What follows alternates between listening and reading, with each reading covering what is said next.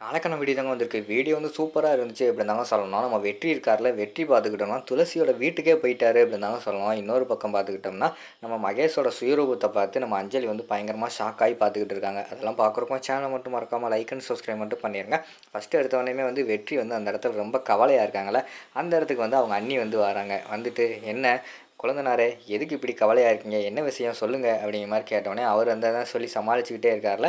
அப்போ வந்து அவங்க வந்து சொல்லிடுறாங்க, "என்ன நீங்க வந்து அந்த துளசி பொண்ண லவ் பண்றீங்க அதானே?" அப்படிங்கிற மாரி கேட்ட உடனேயும், "அண்ணி அதெல்லாம் இன்னும் இல்ல நீ" அப்படின்னு சொல்லி சமாளிச்சுக்கிட்டு இருக்காங்க. "என்ன கொழுந்தனாரே, நான் என்ன பார்க்கலாம்னு நெனச்சுக்கிட்டு இருக்கீங்களா? நான் வந்து கல்யாணத்துல நீங்க என்னெல்லாம் பண்ணிக்கிட்டு இருந்தீங்களோ எல்லாத்தையுமே பார்த்துக்கிட்டு தான் இருந்தேன். நீங்க அந்த பொண்ணுக்காக தான் எங்களெல்லாம் இருக்க சொன்னது, அந்த பொண்ணு பின்னாடியே நீங்க சுத்துனது, எல்லா விஷயத்தையுமே நான் பார்த்துட்டேன். நீங்க ஒண்ணும் கவலைப்படாதீங்க. மாமா கிட்ட நான் எதையுமே சொல்ல மாட்டேன்." அப்படிங்கிற மாரி சொல்லிக்கிட்டு இருக்காங்க.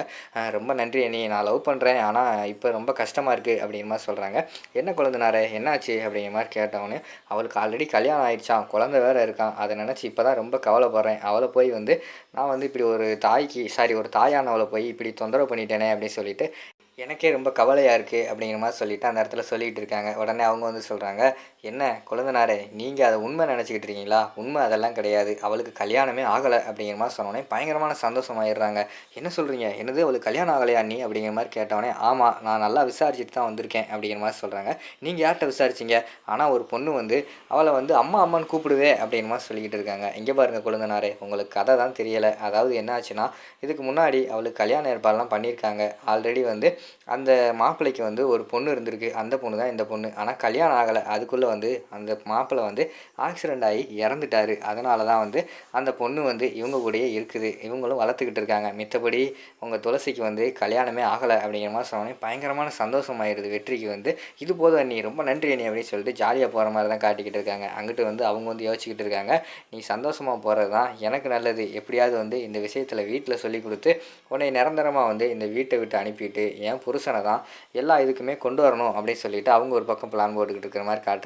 இன்னொரு பக்கம் பார்த்துக்கிட்டா, நம்ம எப்படியாவது வந்து நம்ம ஆள போய் பார்த்தாகணுமே. நம்ம ஆளுக்கு கல்யாணம் ஆகலன்னு சொல்லிட்டு சந்தோஷமா இருக்கு அப்படின்னு சொல்லிட்டு, அவங்க அல்லக்கைங்க 2 பேர் இருக்காங்கல்ல, அவங்கள கூப்பிட்டுட்டு, "டேய் அண்ணிய போய் பார்க்கணும். ஸ்வீட்டெல்லாம் எடுத்துட்டு போணும்டா." அப்படிங்கிற மாரி சொல்லிட்டு, அவங்க வந்து அந்த இடத்துல யோசிச்சுக்கிட்டு இருக்கிற மாரி காட்டுறாங்க. "என்னண்ணே அண்ணிக்கு தான் கல்யாணம் ஆயிடுச்சுன்னு சொன்னீங்களே, இப்ப என்னடான்னா நீங்க அண்ணிய போய் பார்க்கணும்னு சொல்லிக்கிட்டு இருக்கீங்க. ரொம்ப ஃபீல் பண்ணிக்கிட்டு இருந்தீங்க." அப்படிங்கிற மாரி சொல்றாங்க. "டேய் எனக்கு இப்ப தான்டா உண்மையே தெரிய வந்துச்சு. அண்ணி சிங்கிள்டா. அண்ணிக்கு வந்து கல்யாணமே ஆகல. அண்ணன் கூட தான் கல்யாணம் ஆகப்போகுது." அப்படிங்கிற மாரி சொல்லிட்டு இருக்காங்க.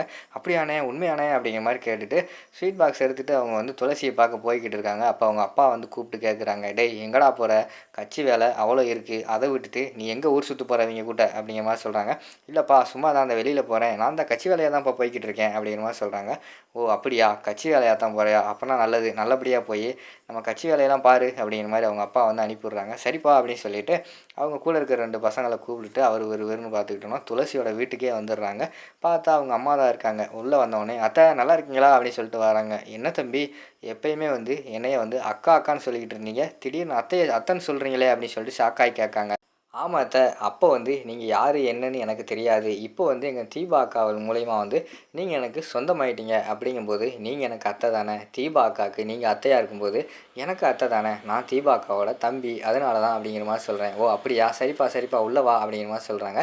"சரி என்னப்பா திடீர்னு வந்திருக்க?" அப்படிங்கிற மாரி கேட்டவுடனே, அக்காவுக்கு வந்து ஸ்வீட் ரொம்ப பிடிக்கும்னு சொல்லிட்டு வீட்லேருந்து கொண்டு வந்தேன். குடுத்து அனுப்புனாங்க." அப்படிங்கிற மாரி சொல்றாங்க. "ஓ அப்படியா?" அப்படின்னு சொல்லிட்டு ஸ்வீட்ட குடுத்துட்டு அங்கனக்குள்ள உட்காந்துக்கிட்டு துளசியவே பார்த்து சைட் அடிச்சுக்கிட்டு இருக்கிற மாரி காட்டுறாங்க. துளசிக்கு வந்து தெரிஞ்சு போயிடுது. இவன் வேம்புக்குன்னே இங்க வந்திருக்கான். நம்மள வந்து சைட் அடிக்கிறதுக்கு தான் வந்திருக்கான்னு நெனைக்கிறேன். அப்படிங்கிற மாரி சொல்லிட்டு, "நீ தனியா வா." அப்படிங்கிற மாரி கூப்பிடுறாங்க. அவங்களும் போறாங்க. போன உடனேயுமே, சொல்லுங்க." அப்படிங்கிற மாரி சொல்றாங்க. "ஆமா இங்க எதுக்கு வந்த? என்னைய பார்க்க தானே வந்த?" அப்படிங்கிற மாரி கேட்காங்க. "இல்லையே நான் எங்க அக்காவ பார்த்து ஸ்வீட் குடுத்துட்டு போனேன்." அப்படிங்கிற மாரி சொல்றாங்க. "அதெல்லாம் கிடையாது. உன்னோட நடவடிக்கைய நான் பார்த்துட்டு தான் இருக்கேன். கல்யாணத்துல இருந்து நீ தேவையில்லாம என் பின்னாடி சுத்திக்கிட்டு இருக்க." அப்படிங்கிற மாரி சொல்லிக்கிட்டு இருக்காங்க. "ஏங்க நான் எதுக்கு வந்தேன்? நீங்க எதுக்கு பேசிக்கிட்டு இருக்கீங்க?" அப்படின்னு சொல்லிட்டு அவர் அந்த இடத்துல வந்து மனசுக்குள்ளேயே வேற ஒண்ண வச்சுக்கிட்டு வெளியில பேசிட்டு இருக்காரு. அடுத்து வந்து தீபா அக்கா இருக்காங்கல்ல, அவங்களோட ஹஸ்பண்ட் கிட்ட வந்து போய் பேசுறாங்க. "நீங்க வந்து தப்பானவர்ன்னு நெனச்சு நான் உங்க மேல கோவப்பட்டேன். தேவையில்லாம பேசிட்டேன். இனிமே மன்னிச்சுக்கோங்க. என்ன உதவினாலும் கேளுங்க. நான் பண்றேன்." அப்படிங்கிற மாரி சொல்றாங்க. "அதெல்லாம் ஒண்ணும் வேணாம் மச்சான்." அப்படிங்கிற மாரி சொல்றாங்க. "பரவால்ல நான் இருக்கேன்ல. நீங்க ஒண்ணும் கவலையப்படாதீங்க. நான் உங்கள வந்து நல்ல நிலைமைக்கு கொண்டு வரேன்." அப்படின்னு சொல்லிட்டு அவங்க 2 பேரும் அங்கிட்டு பேசிக்கிட்டு இருக்கிற மாரி தான் காட்டுறாங்க. இங்கிட்டு பார்த்துக்கிட்டோம்னா, நம்ம மகேஷ், அஞ்சலிய காட்டுறாங்க. அஞ்சலி வந்து வீட்டு பாத்திரம், அது பொருள் எல்லாம் வந்து கண்டபடி எடுத்து அவங்க இஷ்டத்துக்கு வச்சுக்கிட்டு இருக்கிற மாரி காட்டுறாங்க. ஆல்ரெடி வந்து மகேஷ் வந்து ஒரு கோப்பான ஆளு. அவர் இதெல்லாம் பார்த்துட்டு என்ன சொல்ல போறாரு அப்படின்னு சொல்லிட்டு நாளைக்கு பார்ப்போம். இதோட பார்த்துக்கிட்டீங்கன்னா அந்த எபிசோட் வந்து முடிச்சிடுறாங்க.